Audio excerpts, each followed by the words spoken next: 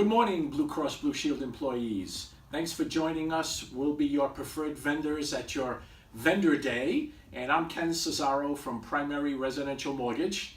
And I'm Robin Adams, a real estate agent with Circa 100, an international real estate brokerage right here in Rhode Island. We're extremely excited to be your preferred vendors for your home buying needs, whether it be financing or finding the right home, Robin.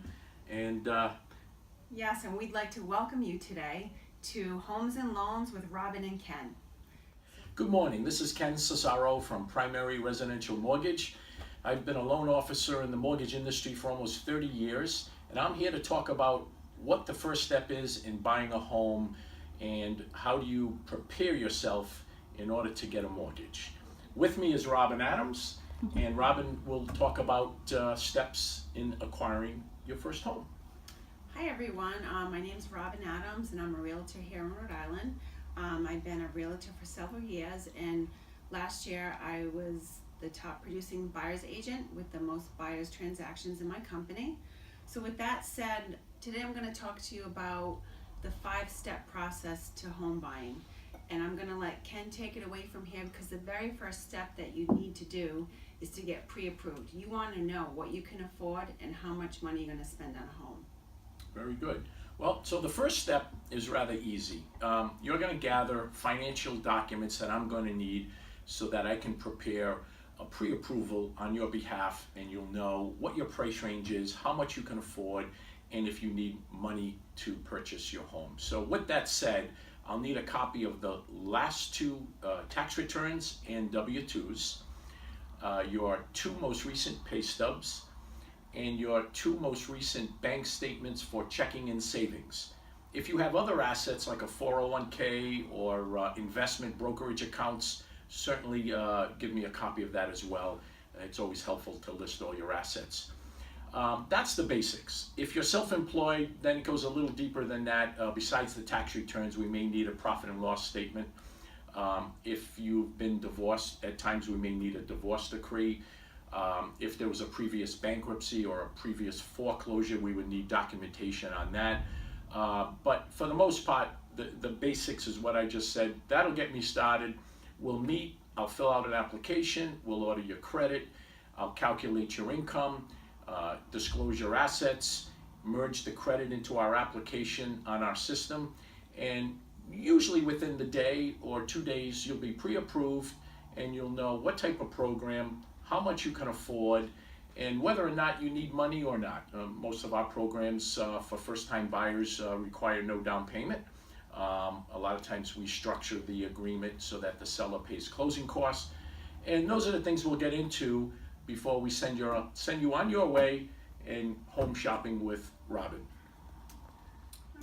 All right, thank you for that, Ken. You're welcome. Now that you have your pre-approval letter and you know how much money you have to spend on a home, it's time to go shopping. So when you're in the market to buy a home, you want to think of some things that are important to you. What are your must-haves on your home purchase? Think about how many bedrooms you want, how many bathrooms. Do you want a completely renovated, updated home, or is putting some sweat equity into the home with painting and updating a kitchen, is that okay for you? Think about the community you want to live in, the town. Do you want to be near a highway? Is school systems important to you? You don't want to waste any time looking at homes that don't interest you. And as your real estate agent, I will guide you through that process. Okay, so the next step is you've been searching for homes and now you've found one. So the next step in the home buying process is to put an offer in. And it's my job to make sure that your offer is accepted, and we have agreed upon what we call in the industry a purchase and sales agreement. And it's a contract between you and the seller of agreed upon terms to purchase the home. Ken, maybe you can talk about time frames from the time they sign the purchase and sales agreement to get us to close. Sure. So there are 2 important dates on a purchase and sales agreement. The first date is the loan approval or commitment date, and that can range anywhere from 3 weeks to 30 days is the typical time frame for a loan approval date on the contract. The second date that's important is the closing date. And again, that could be 30 days to 45 days is the typical time frame when what we see on a purchase and sales agreement. Okay, now that you have a contract on a home that you'd like to purchase, the next step in the process is a home inspection and an appraisal. With the home inspection, once you sign the contract, we have 10 business days to get an inspection. It's up to you whether or not you want to get the inspection. I always encourage it. It's like if you're going to purchase a car, you're going to want to test drive it. You want to hire a certified home inspector. They will come in and go through the whole entire house, interior, exterior, plumbing, roofing, electrical, and let you know if there's any pests that live in the home that you don't want, to let you know what to expect in the future, some out-of-pocket expenses. So with that said, your home inspector will give you a charge that you'll incur, which could range anywhere from $375 to $575. That's one out-of-pocket expense that you will incur. The second one is an appraisal. Ken, maybe you can talk more about the appraisal and the fees and why an appraisal has to be done. Sure. So once you've signed the purchase and sales agreement, the next step is to come in to apply for the mortgage. And that's when we'll meet again, sign all the disclosures to start the loan process, and we would need to order an appraisal on the property to make sure that it's worth what you're paying for it. And so that's protecting you as the consumer and also protecting us as the lender. That can be paid on a credit card or a check, and that ranges anywhere from $450 for a single family home to $600, $650 on a multifamily home or multifamily investment property. But typically on a single family owner occupied, it's $450 to $475. And that is the first step in the process. Okay, the purchase and sales agreement is under contract, your inspection is approved. One out-of-pocket expense that you'll expect is to give a deposit. It's earnest money. It's generally around $1,000. Good faith that you're planning to purchase the home.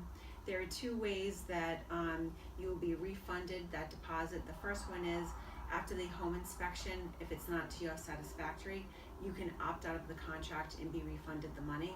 And the second one is if for some reason you weren't approved for financing, you'll be refunded the money. The other two items that I'd like to talk about is homeowner's insurance and closing costs. The homeowner's insurance and the closing costs at times can be part of the purchase and sales contract where the seller incurs the charge. And if it's not part of the agreement, then that would be an out-of-pocket expense that you will have to pay up front at closing. And generally that runs about anywhere from $2,500 to $4,500. Right? Yep, that's Generally. typical, depending on the price of the home. Okay. So now we're approaching the final stages of your loan process, and now that your loan's approved, congratulations, we will move the file into our closing department where we'll issue a clear to close, and then at that point contact the closing attorney to schedule the closing. And Robin, that's probably when you'll come into play and coordinate that. Right, so now we're at the final step, which is the most exciting step, is we schedule the closing date with the seller, the buyer, the attorneys, the lender, and myself will all be present, and you will sign all of your mortgage paperwork and your legal documents. And last but not least, I will hand you the keys and you can leave the office and go move in to your new future. All right, so takeaway from today's webinar, and you might want to grab a pad and a pen, but the home buying process, it's 5 simple steps. And I'd like you to write this down because buyers aren't aware that there are some out-of-pocket expenses. So remember, out-of-pocket expenses are your deposit for buying the home, your home inspection, appraisal, and the homeowner's insurance, and also the closing costs if it's not part of the contract. So that way you're prepared once you have the home under contract what you're getting into as far as out-of-pocket expenses. Ken? And I just want to recap with letting you know the wide variety of programs that are available to home buyers out there today. Besides the traditional conventional loans, which is Fannie Mae, Freddie Mac, we're also a government lender, which provides FHA, VA, USDA, rural housing loans, and also we're a partner of Rhode Island Housing first-time home buyer programs. And so these are program options that will be available to you once you've been pre-approved, and you'll understand the differences between the two. So with that said, maybe we'll do another webinar. Stay tuned. Yeah. Robin? I hope that you enjoyed this webinar, and I hope Okay. that you found the information useful. So stay tuned. What are we talking about next? Sure. Ken? I think we should try to talk about refinancing for present homeowners that may not want to be selling or purchasing, and maybe perhaps talking about sellers, huh? Yeah, we'll talk about sellers, the marketing strategies I use to get your home sold. So stay tuned for that. Great. Looking forward to it. Okay. I hope you all enjoyed today's webinar and the home and loans topic with Robin and Ken. If you have any questions about anything that was discussed today or any questions that weren't discussed, please feel free to contact me anytime. I want you to write this down. My cell phone number is 401-487-5174, or you can always email me at robinadamsrealestate@gmail.com. Ken? And feel free to contact me with any mortgage financing questions. I'll be happy to answer your questions or discuss other topics that you may have an interest in. And you can reach me at my cell phone at area code 401-641-0019. That's 641-0019.